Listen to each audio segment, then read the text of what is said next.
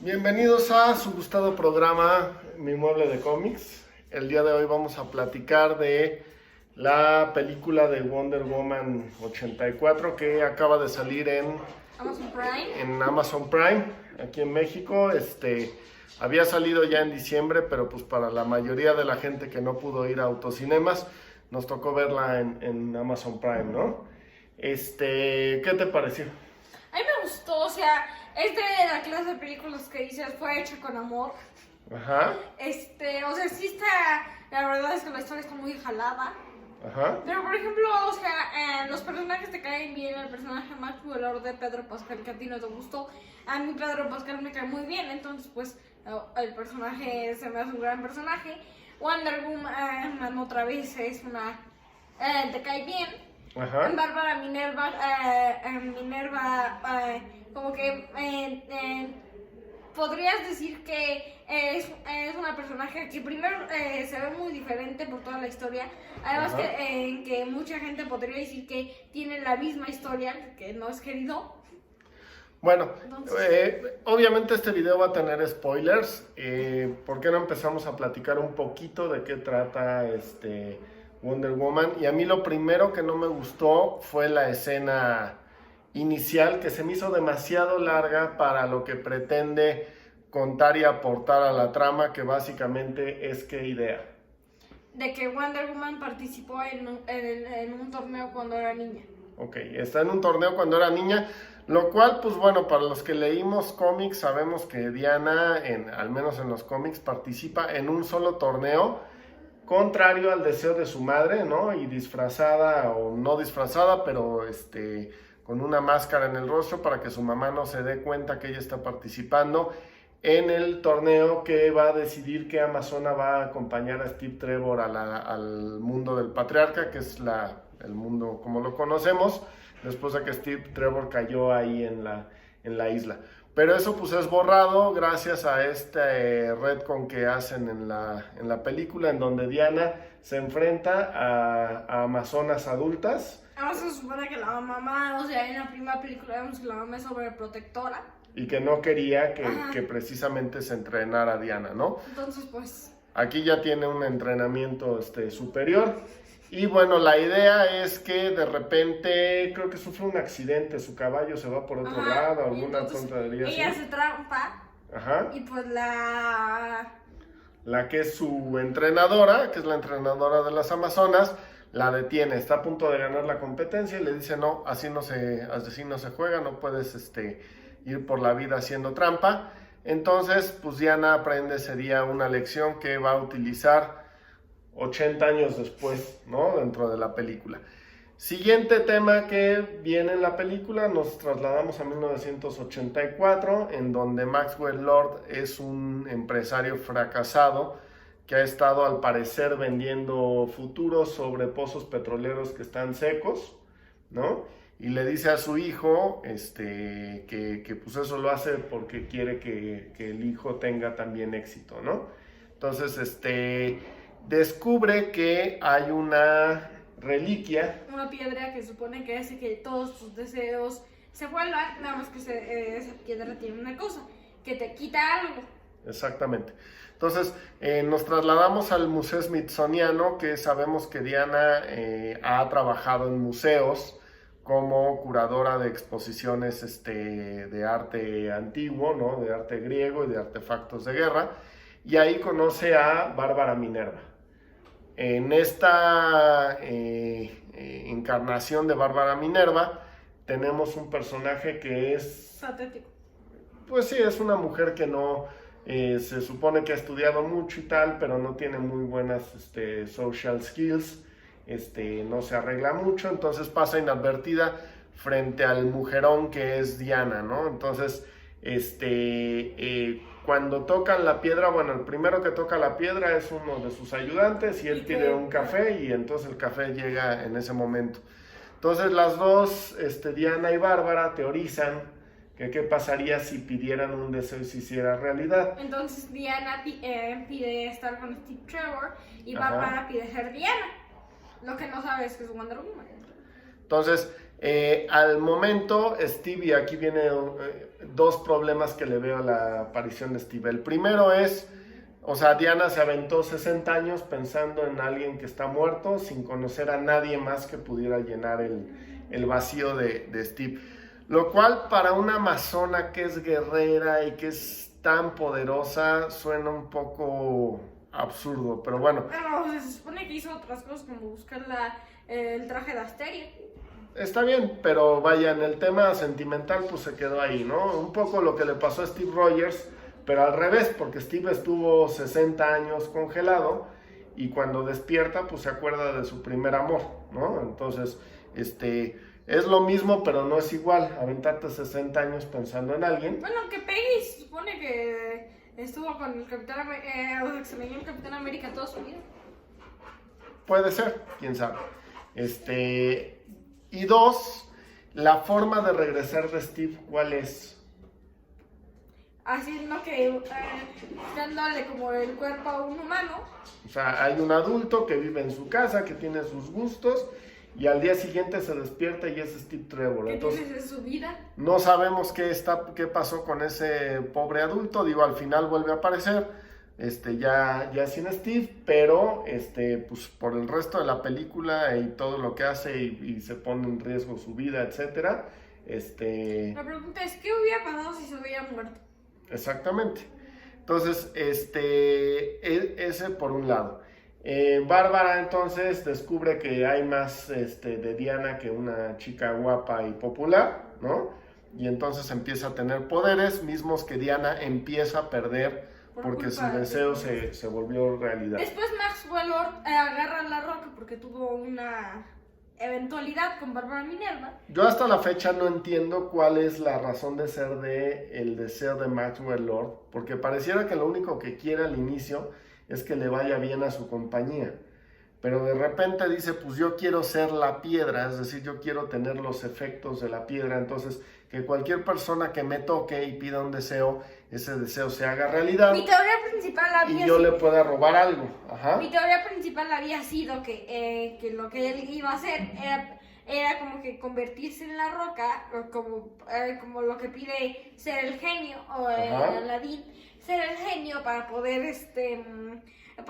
decirle, tú no quieres que desee que me vaya bien, lo cual sí empieza a hacerlo, pero después como que para la mitad de la película se ve que les quiere quitar su salud, ni siquiera se explica muy bien. Sí, o sea, las motivaciones de Maxwell, por lo menos en una primera vista de la película, no están totalmente claras. Otra cosa es que la escena, por lo menos yo no le vi tantos, digo, que Diana tuviera que pelear contra el ejército de Maxwell, ya que para ese punto Maxwell no había hecho nada malo. Exactamente. Entonces, bueno, Maxwell adquiere el poder de la roca, entonces cualquier persona que lo toca puede pedir un deseo, el deseo se vuelve realidad, pero a la vez les está quitando alguna situación y Max sabe eso. Entonces, por un lado está él pensando que quiere ser mejor y un ejemplo para su hijo, y por otro está llenándose de poder y haciendo Otra cosa es que, un caos en el mundo, porque eso sí se ve, o sea, mientras más gente pide un deseo y toca a Max, más el mundo se vuelve caótico, ¿no? Estamos hablando de 1984, llegamos a un punto de la película en donde él le pide a alguien que desee que vaya a ver al presidente, ¿no? Tampoco es claro qué presidente es, por las fechas calculo que debería de ser Reagan, pero no lo dicen, ¿no? Y pues descubre que hay unos satélites que le pueden permitir a él. Porque un dato importante, ¿qué le pasa cada vez que concede un deseo? Se daña más la salud. Ajá. En los cómics, originalmente Max, que yo recuerde, no tenía poderes, y si los tenía, lo que le pasaba es que cada vez que los usaba empezaba a sangrarle la nariz. Que él tenía telequinesis. Y otra cosa que yo noté es que se parece mucho a la historia de Eleven de Stranger Things. Sí, pero eso, digamos, tanto Invisible Woman como Maxwell Lord, cuando usan su poder a una gran escala, empiezan a tener sangrado de nariz. es una manera de manifestar un poder que normalmente lo tienen interno y que en ese momento se manifiesta en esa situación. Pero Max sí, cada vez que utilizaba sus poderes le sangraba la nariz, eso desde antes de Stranger Things, ¿no? Entonces aquí empieza a sangrarle el ojo, la oreja, tal, y descubre que va perdiendo la salud, entonces necesita hacer algo que es básicamente conseguir que mucha gente le entregue precisamente su salud. Entonces, Después, Wonder Woman tiene una pelea en el Capitolio. Maxwell Lord se decide ir y esta Cheetah va con él. Okay. Porque Cheetah ya se volvió mala para ese punto porque no quiere perder sus poderes y su vida. Exactamente, le está yendo bien porque se ha vuelto sexy, se ha vuelto popular y pone en su lugar a un tipo que la acosó un par de noches antes, ¿no? Y cuando se da cuenta que Diana quiere detener a Max, pues va tras ella y se pelean.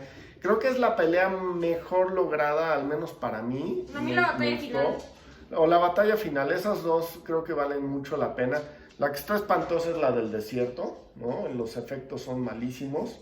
Lo que sí he visto es que dicen que la película es muy cursi. La verdad es que el inicio es así de cursi como nada.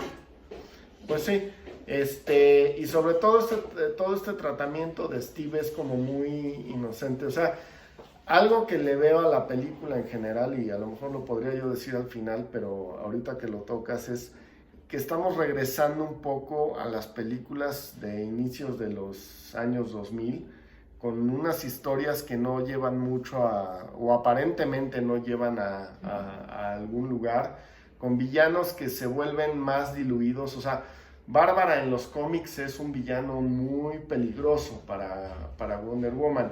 Y de hecho aquí, ya que se convierte en Cheetah, es un villano peligroso. Pero es que la razón de que no era tan poderoso, o sea, de por qué Cheetah venció a Wonder Woman es porque Wonder Woman perdió sus poderes, no porque Cheetah era peligrosa. Exacto.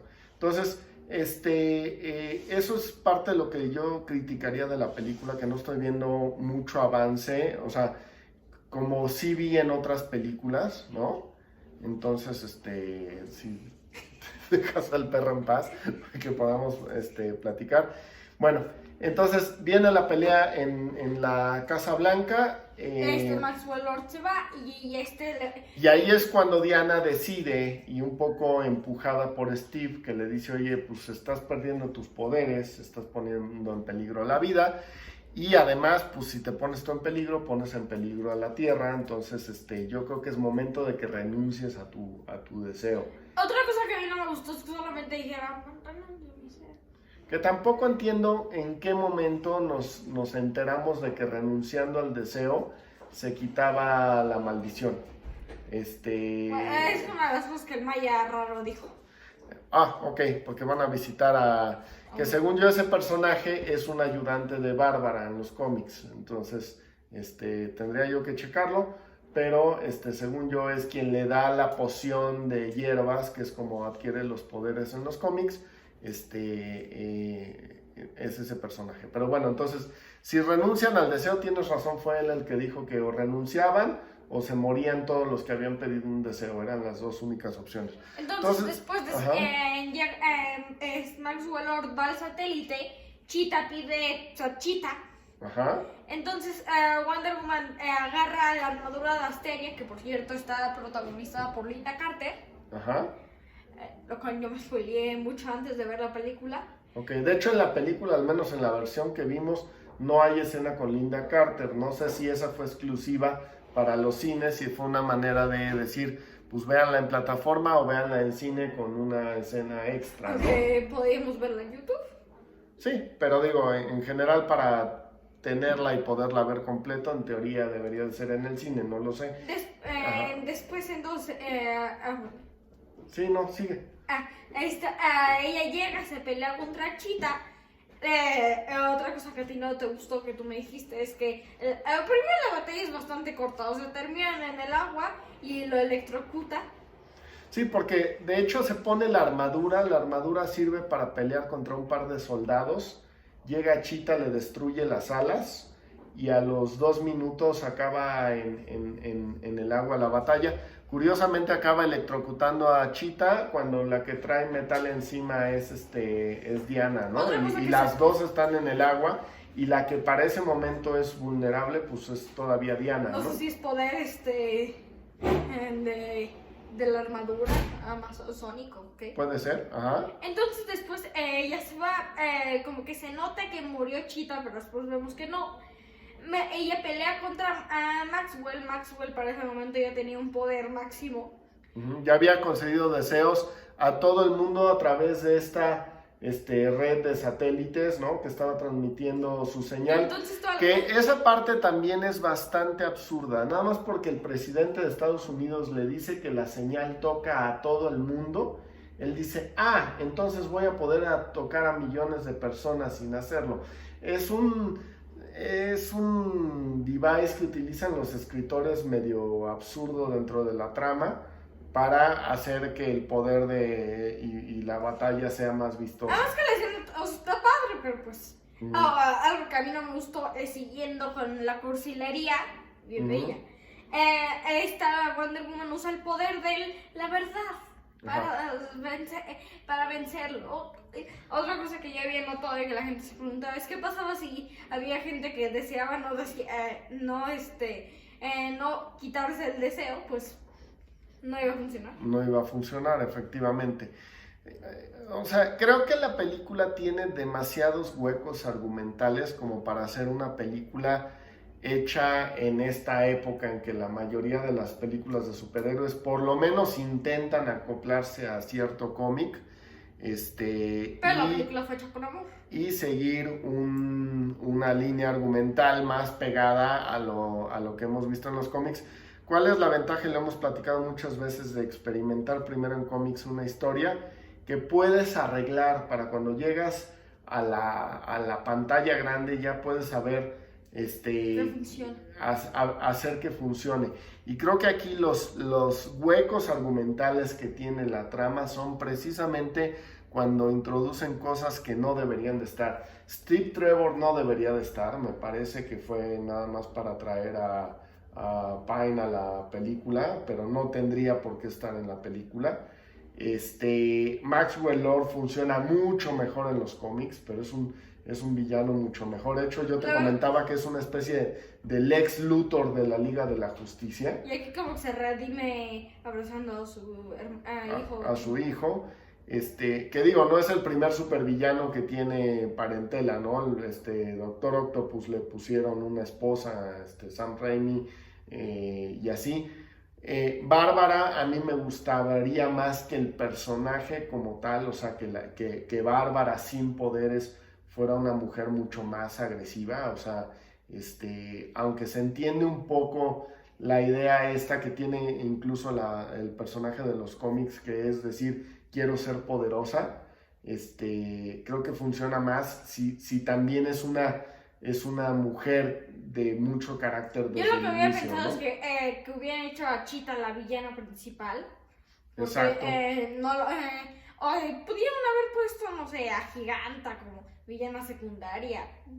No, podría ser una película exclusivamente con Cheetah, pero lo que dices tú, el villano acaba siendo Maxwell Lord, que sí también tenemos una historia en donde Diana y Max se pelean y Diana lo termina matando en los cómics, pero francamente, o sea, creo que funcionaría mejor y que Max yo no lo considero un villano de Wonder Woman. Una cosa que me sigo preguntando es, ¿arrestaron a Maxwell Lord a Cheetah? Cheetah va a Porque tener el sus poderes por siempre. mundo acabó medio destruido, ¿no? Después de todo. Pero se supone que cuando renunciaron a su deseo, como que el tiempo cambió, se van a seguir recordando lo que pasó, pero como que ya no está destruido. Y otra cosa, digo, la película sucede en 1984 exclusivamente, yo creo, para hablar de la Guerra Fría y de ojivas nucleares. Pero fuera de eso no tiene una razón de ser real, de estar en esa época. Yo lo que pensaba era, con el tráiler era por el estilo, lo cual no Sí, tiene. pero el estilo realmente se pierde, o sea, la primera escena te sitúa en 1984, el resto de la película podría funcionar en cualquier momento. Otra cosa curiosa es que, por ejemplo, en Doomsday Clock, no sé si Doomsday Clock pasa en los 80, O sea que estoy seguro que no pasa Doomsday Clock. Y ahí dicen que Rusia y Estados Unidos están empezando una guerra en los 2000. Entonces, si seguían en la cosa esa de los 2000, podían hacer, porque en los cómics hay una guerra que empezó en Rusia y Estados Unidos en el 2000. Sí, sí, la película, te digo, pierde estilo en ese sentido. Aparece el avión invisible, pero también aparece con una explicación bastante absurda. Yo digo que debían de haber hecho así de... Y además se lo sacaron totalmente de la manga, o sea, como si yo dijera, por cierto, Alan, además de ser tu papá, resulta ser que soy mitad simio. O sea, una explicación salida de la absolutamente nada. No había ningún antecedente ni en las películas de Justice League. Sobre todo no había un antecedente en Wonder Woman 1 de que Diana pudiera hacer con sus manitas cosas invisibles. Entonces, todo eso se lo acaban sacando de la manga para que la historia funcione. Aunque la referencia está padre. Sí, pero lo que acaba sucediendo es que tienes un pegote de ideas que no terminan de cuajar. Y para mí la película deja mucho que desear. Yo le doy un 6. Yo le doy un 8 porque fue hecho con amor. Pues bueno, esperamos les haya gustado este video.